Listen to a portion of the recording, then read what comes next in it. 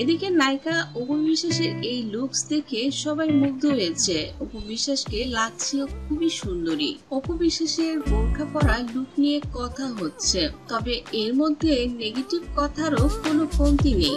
আবার কেউ কেউ কমেন্ট করেছেন, কত রূপ আর দেখাবে অপু বিশ্বাস।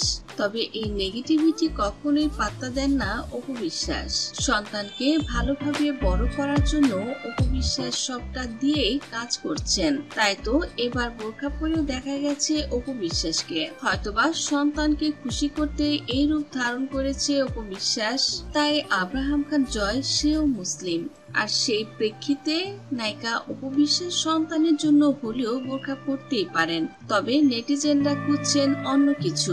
তারা হয়তো পজিটিভ দিকগুলোই খুঁজছেন। অনেকে ধারণা করছেন শাকিব খানের সঙ্গে অপু বিশ্বাস এক হয়ে গেছেন এবং তার পরিবারের যেহেতু মুসলিম এবং শাকিব খানের মা বরাবরই অপু বিশ্বাসকে পূজা থেকে দূরে রাখতে বলতেন এবং নিয়মিত বোরখা এবং নামাজ পড়ে মুসলিম হয়ে জীবনযাপন করতে অনুরোধ করতেন শাকিব খানের মা। হয়তো অপু বিশ্বাস শাশুড়ির কথা মতোই চলছেন এবার। তবে শাকিবের সঙ্গে অপুর সম্পর্ক যে আসলে ঠিক কতটা ভালো হয়েছে তারই এই রূপ অপু বিশ্বাসের বোরখা পরা ছবিটি। আর অনেকেই সবচেয়ে বড় বেশি যেটা মনে করছেন, শাকিব খানের জন্যই অপু বিশ্বাস পুনরায় মুসলিম ধর্মে ফিরে এসেছেন।